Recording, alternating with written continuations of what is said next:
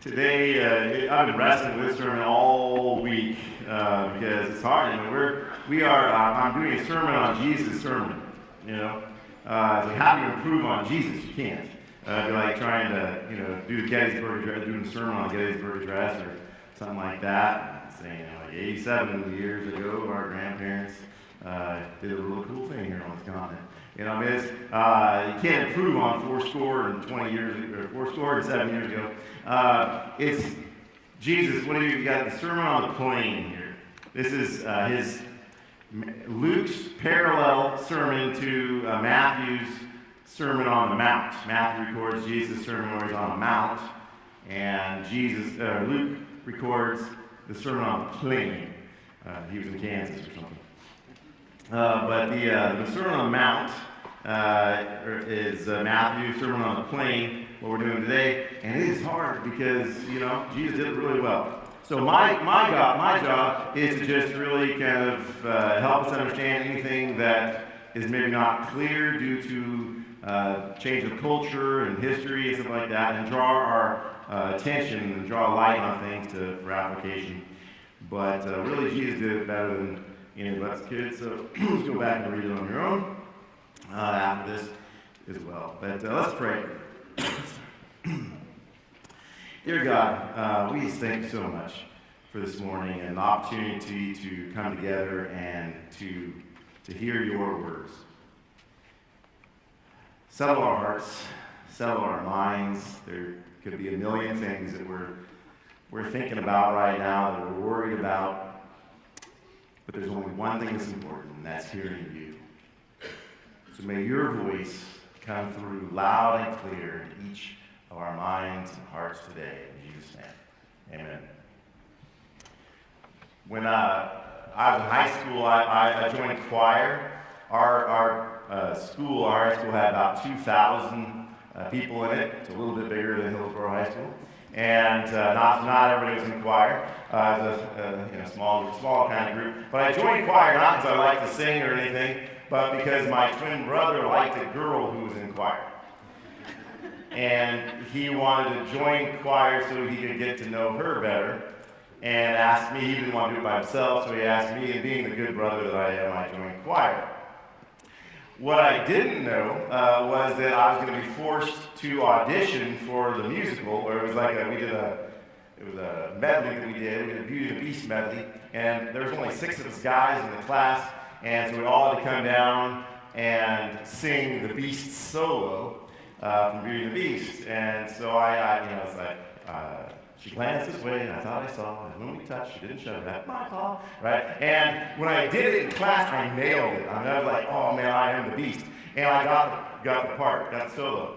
Every time after that, though, whenever I went to that high note, I would crack, my voice in that high, and it would crack every single time. And I would rehearse it in school, and I was so embarrassed. Every time it came to me to have to sing, I would just get flustered and crack. So the night of the performance came, we're all in tuxedos. I'm telling my twin brother, you gotta take my place. The teacher won't know. If you go out there and play some music, you look enough like, go out and sing my solo. And he wouldn't do it. I joined this class for his sake, and he wouldn't go out there for me and sing my part. And so I did. I went out there, and I'd like to say that I hit the note perfectly, but I didn't. I cracked in front of everybody. And I didn't know, you see, what I was signing up for when I joined choir. And Jesus had a lot of followers, right? They were coming after him, wanting to be healed, wanting to have demons cast out, wanting a better life. We're looking for the Messiah. And what they expected the Messiah to do was to overthrow the Romans, right? And establish kingdom on earth. Bring in the restoration of David's kingdom, the Israel of old, but even better. And so they were signing up for that, not knowing what they were really getting into. And that's what the Sermon on the Plain is all about, to say, look, do you understand what you're signing up for? Do you understand what it means to be a true disciple? And so last week, Pastor Mike read the Beatitudes. So he starts off with the Beatitudes, blessed are the poor, right?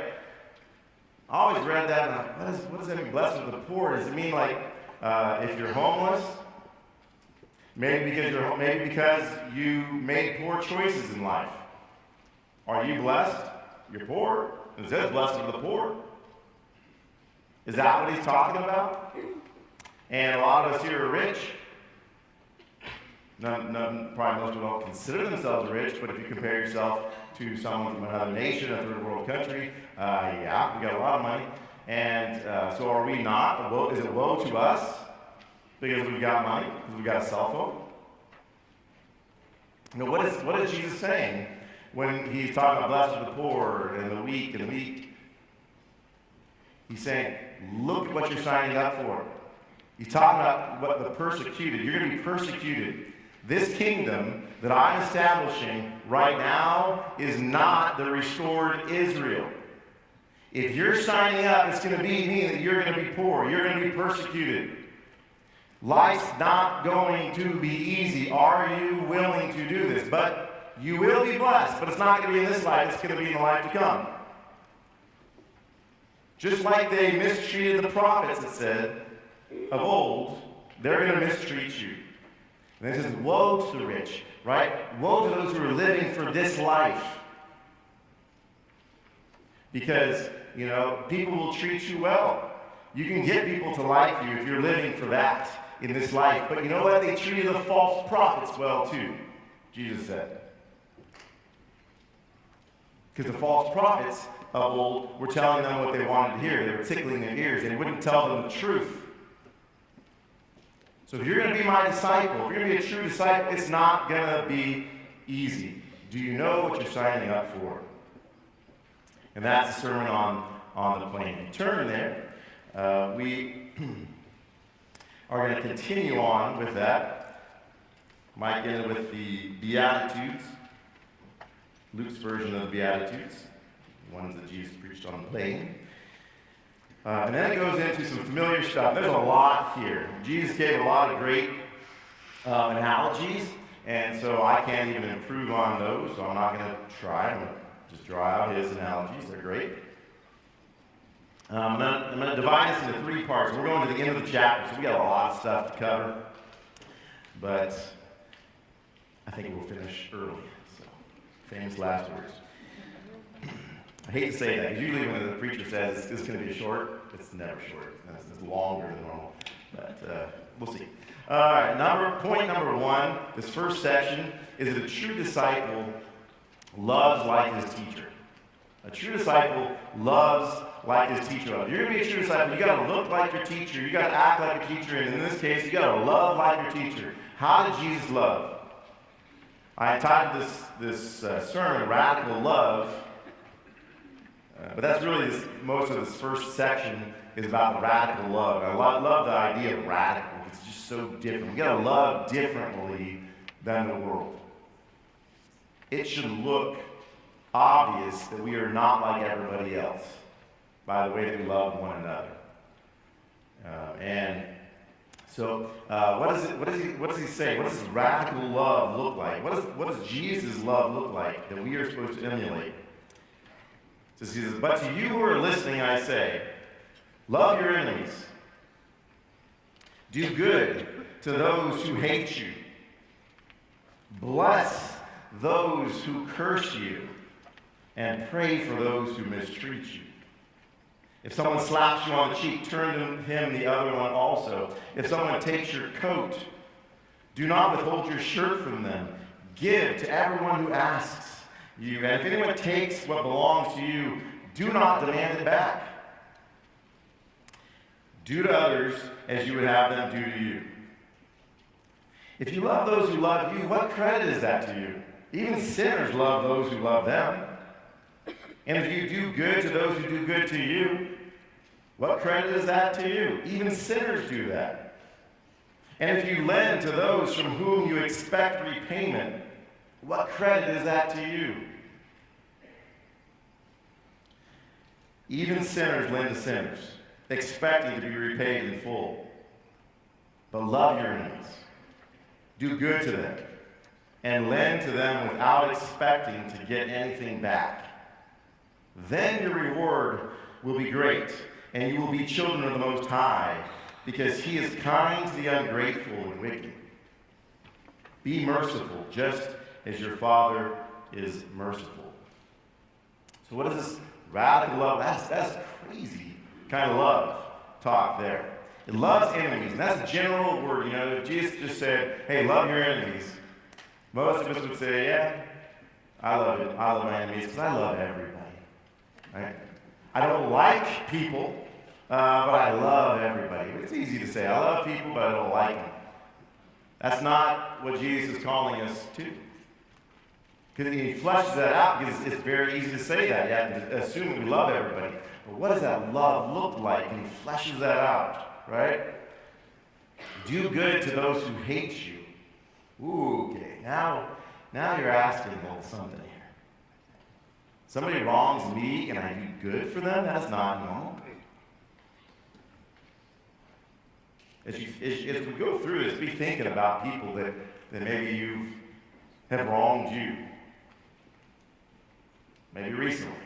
And how do you respond? How are you responding to them? Right? It's more than just not retaliating. It's actually doing good for them. So you might say, this person hurt me, and I didn't, that's okay. I let it go. But Jesus said, do good for them.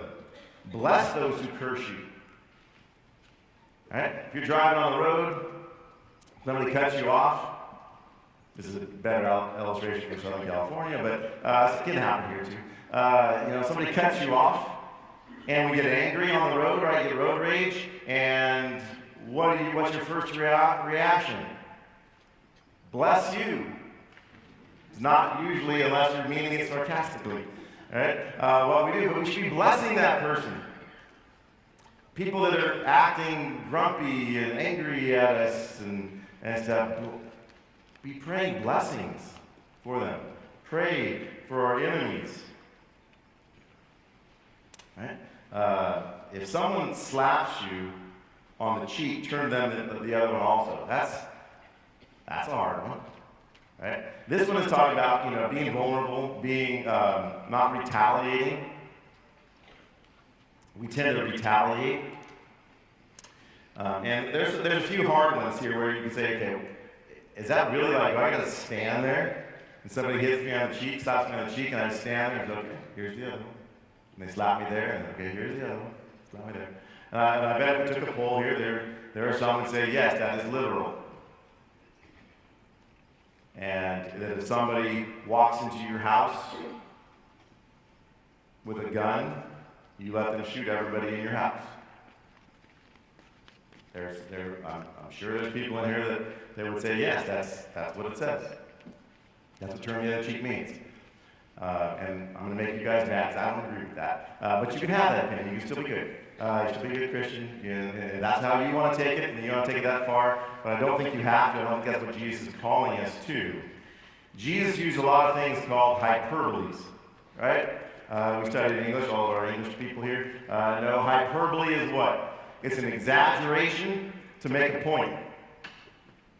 We don't take everything that Jesus says literally because there are hyperboles he oftentimes used, right? If your right hand caused you to stumble, cut it off. If your right eye caused you to stumble, pluck it out.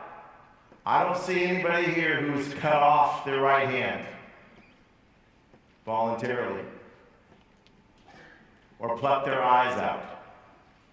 But everybody in here, I'm sure, has stumbled with their right hand or the right eye. That's his favorite verse, yeah. That's when, lost some fingers. There's but not talking about their smiles, yeah, that's why I had to bring it up. God is calling us to not necessarily, though sometimes, turn the other cheek, literally. But even Paul, we see, didn't, just turn the other cheek always. He didn't fight back, but he ran away. He escaped punishment. He didn't just stand there and get beaten. Sometimes he did, and sometimes he didn't. right? And so this would then fall in line of a hyperbole, because we see examples where even good apostles and such didn't follow that literally. So it's not taken literally, but it is Jesus saying, look, you got to love in such a way that your goal is not to get back at people. Your goal is not to retaliate. Your goal is not to get retribution. You're loving differently than the rest of the world. And it might be that God calls you to turn the other cheek and to lay down and give your life. And then it goes on, he says, if you do good to those, if someone takes your coat, do not withhold your shirt from them. If we took that literally, that's another hyperbole. If we took it literally, none of us would have shirts. If people were asking for stuff from us, he's not saying go walk around naked. But you need to love like you're not in it for your own rights. It's not all about me. I'm selfless. And I care more about that person's salvation than I do about my rights. Even to the point if they were to ask you for your cloak, you'd give them your shirt too. Are we willing to love that kind of radically? Give to everyone who asks of you, and if anyone takes what belongs to you, do not demand it back. Does that mean that you can never, ever ask for anything? Now, if somebody asks you, okay, here, and you're always giving money.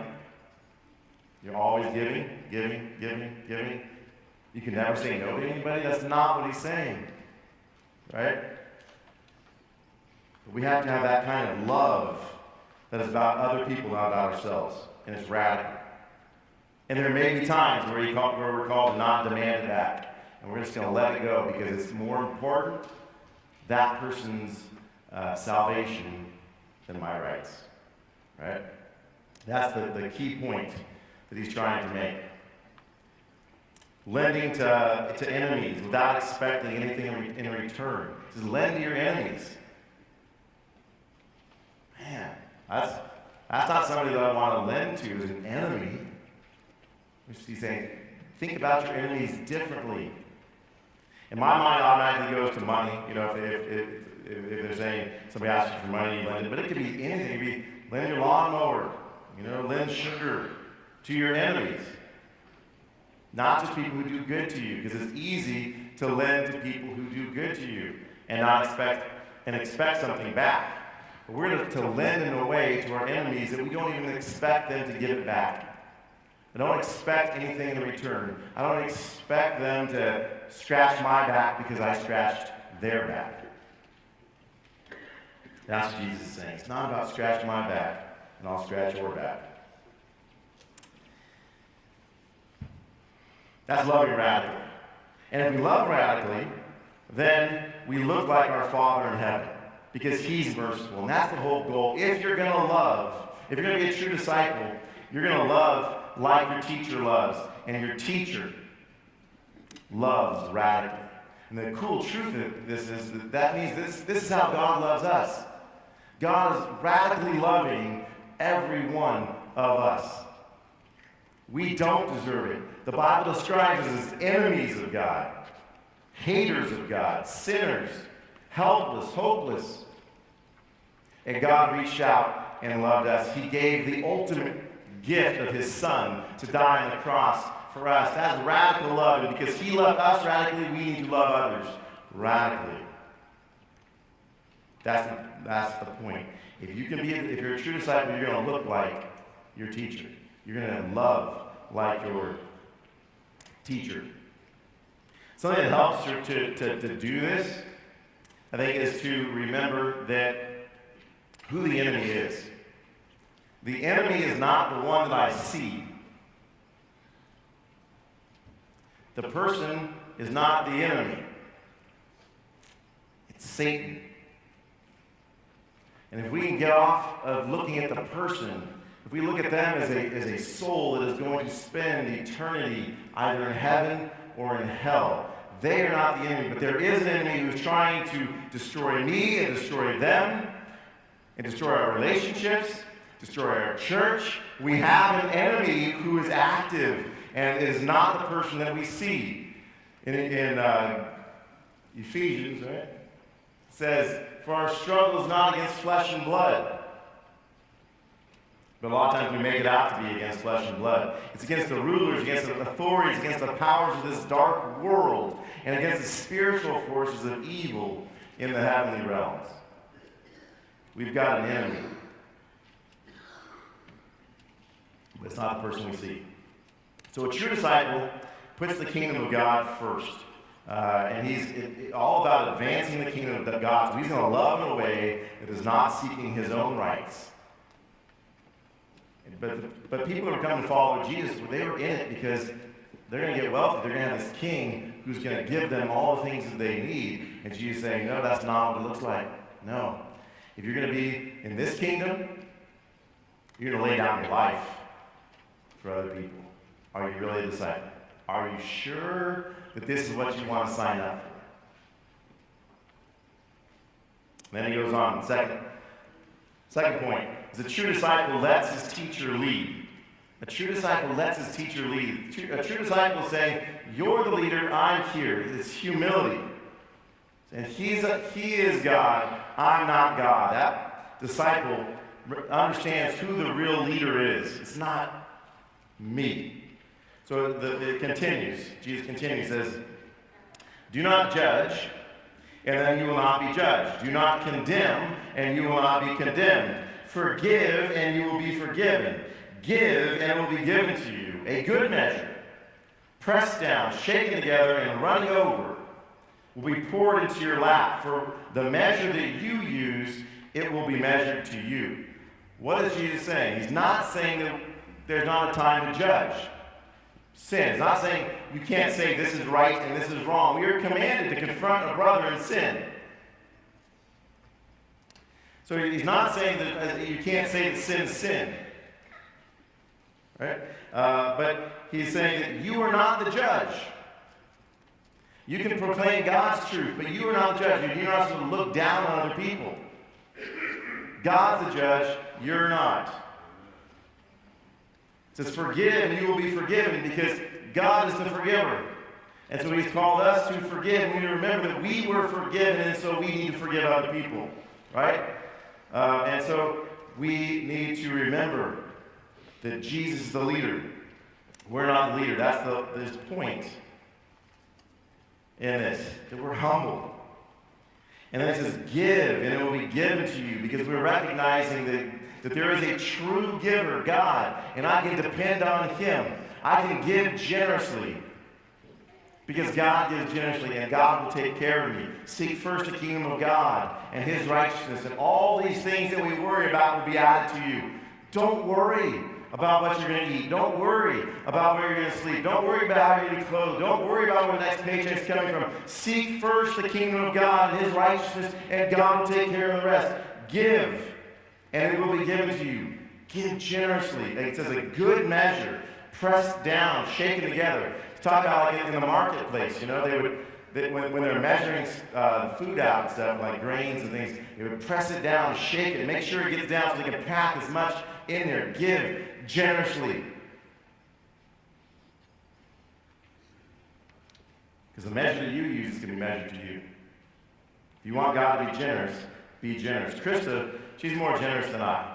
My wife Krista, she's a real generous person. Unfortunately, it's at my expense sometimes. There was, in California one time, we were on a date, we're sitting in our car, we just got in the car, and we're getting ready to leave, and she saw a guy going through garbage cans. And she says, Jeremy, go give him our leftovers, right? We just had a nice dinner. I'm like, he doesn't want our leftovers, and I don't even know if he's homeless. He's going through the trash. Go and give him our leftovers.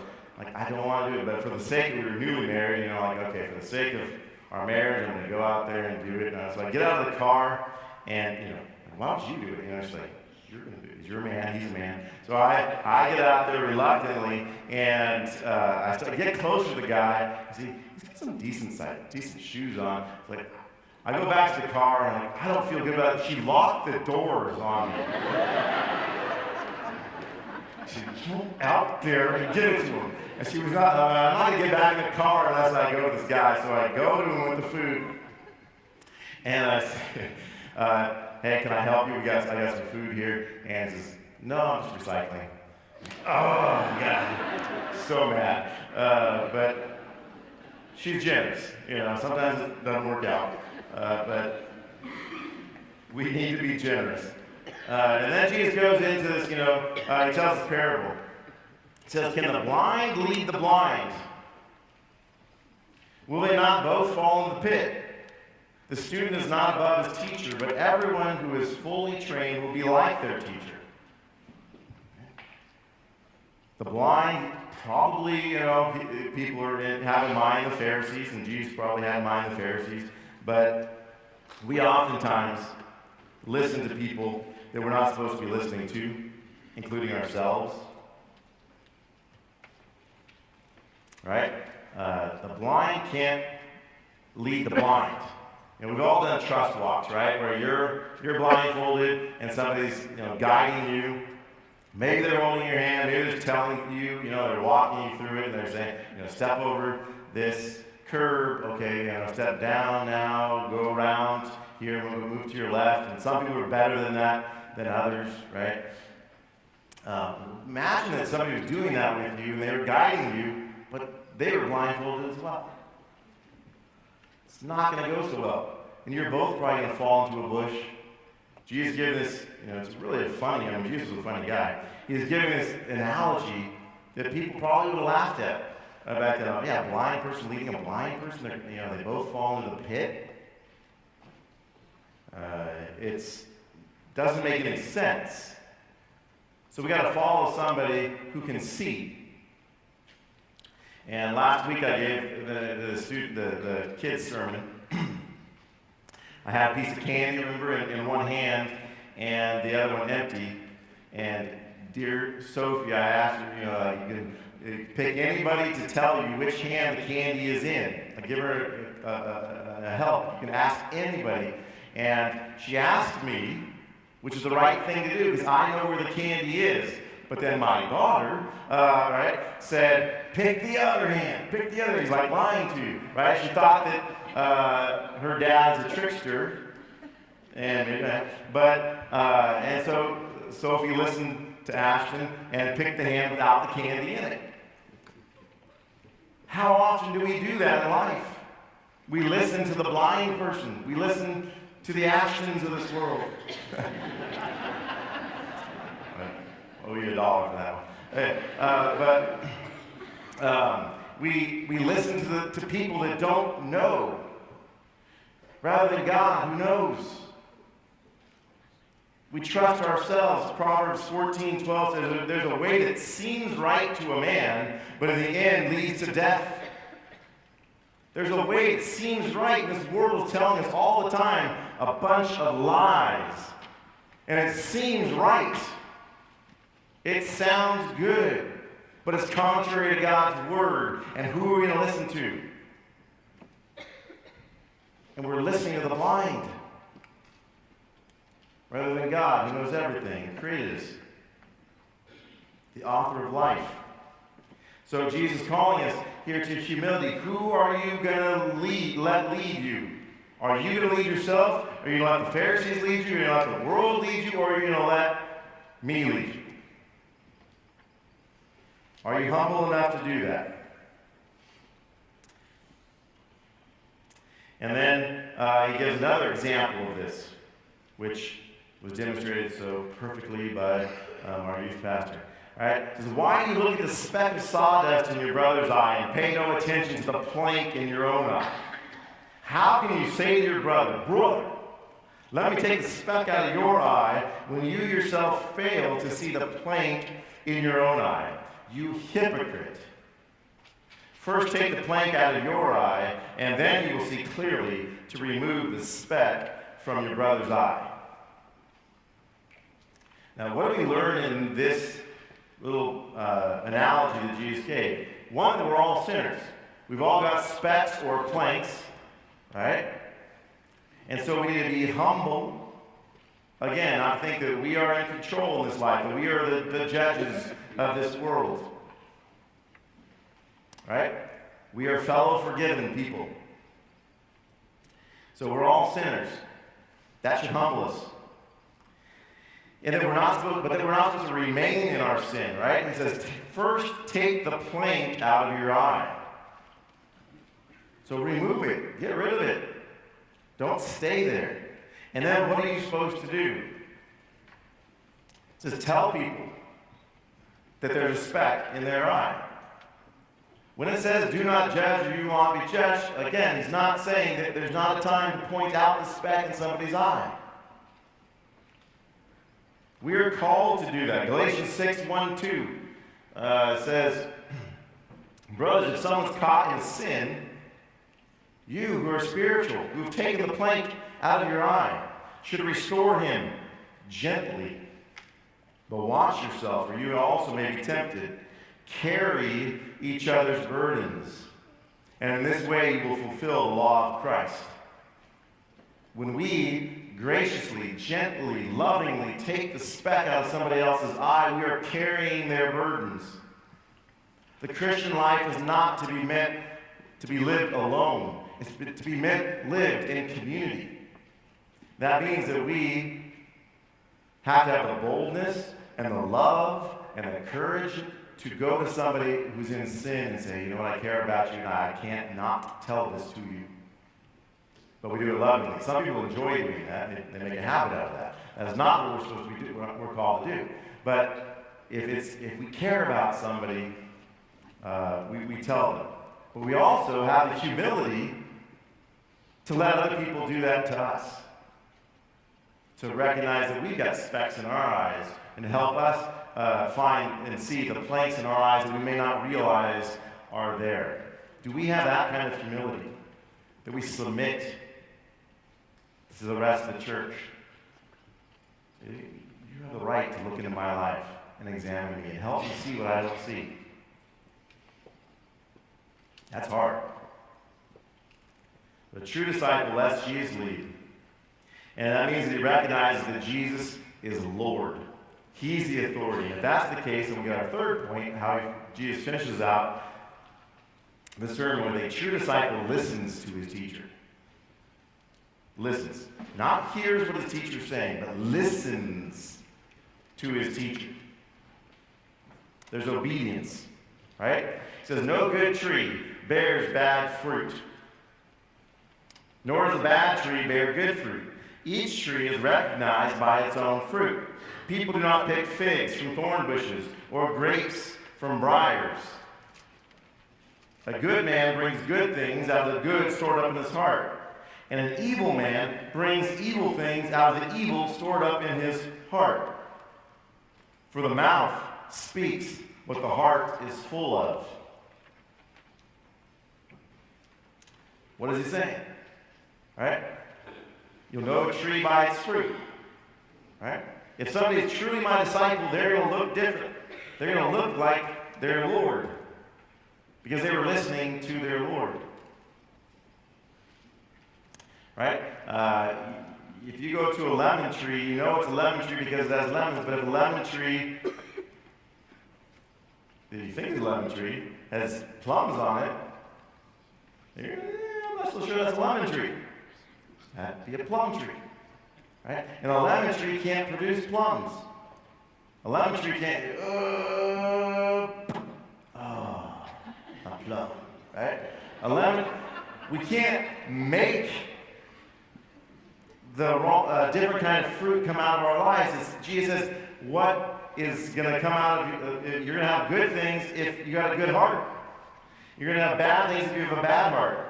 There's a lot of times that people can do things that look good on the outside, right? Where it can be confusing. Man, they look like a Christian. They go to church. They speak well. They dress nice. You know, they look on the outside like they can take care of some people. They can help the homeless. And do good things, but what is the motivation? Is it coming out of a good heart?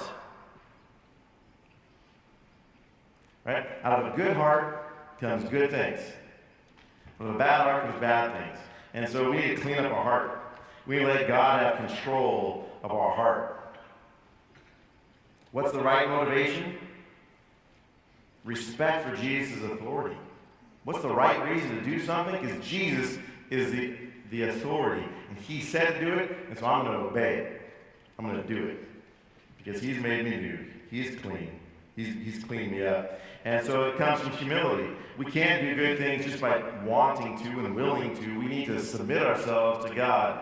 We need to humble ourselves so that his grace can naturally produce good things from us. But a true disciple is going to be obedient. And Jesus then wraps the sermon up with this analogy of two types of builders, one on solid ground and one on the sand, right? He says, why do you call me Lord, Lord, and do not do what I say? As for everyone who comes to me and hears my words and puts them into practice, I will show you what they're like. They're like a man building a house who dug down deep and laid the foundation on rock. When a flood came, the torrent struck the house, but could not shake it, because it was well built. But the one who hears my words and does not put them into practice is like a man who built a house on the ground without a foundation. The moment the torrent struck that house, it collapsed, and its destruction was complete. He wraps his sermon up saying, don't just say, hey, this guy was really good. I was like, that was a nice sermon. Yeah, 7 years ago. That's profound. Yeah, oh yeah, it's great. And just walk away and do nothing. Don't call me Lord, Lord. Don't sing songs in church. Don't lift up your hands in church if your life is going to be the same as everybody else in this world. If you're not going to act on the things that I've called you to act on, to love your enemies, do not say, I love you, God, and I can't love my fellow man. You are not a true disciple. You'll look like it on the outside. You can weep, you can cry, you can say, I love you, God. And Jesus said that went to the Israelites who were giving sacrifices and they were raising hands. And on the outside they were doing it. And God said, what? He says, I plug my ears when you guys sing to me. I close my eyes when you lift up your hands. I plug my nose when you make your sacrifices because you stink.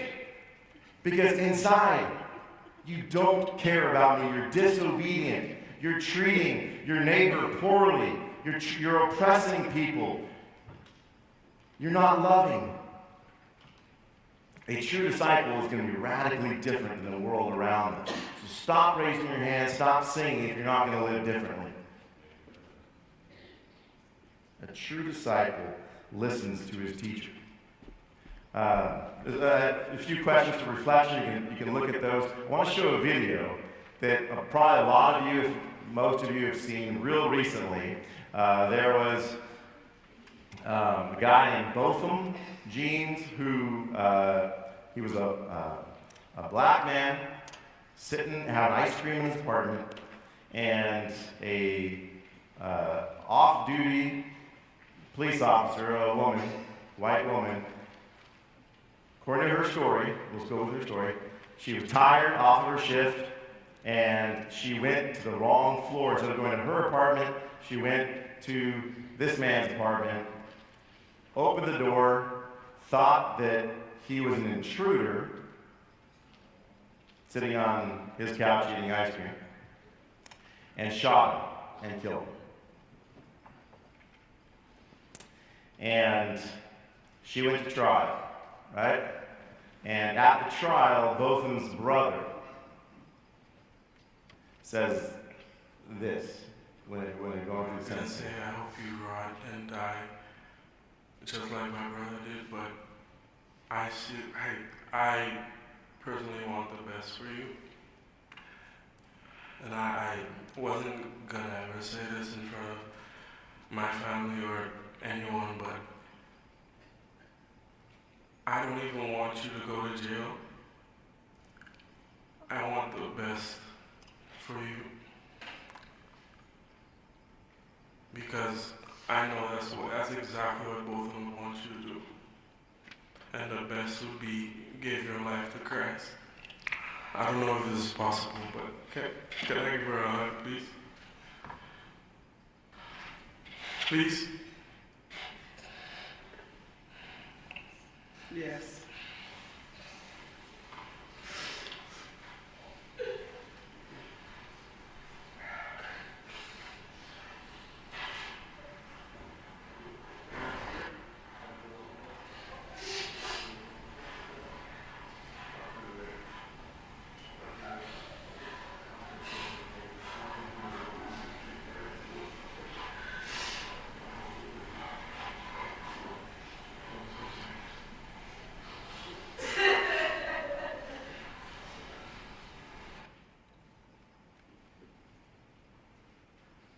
That's profound.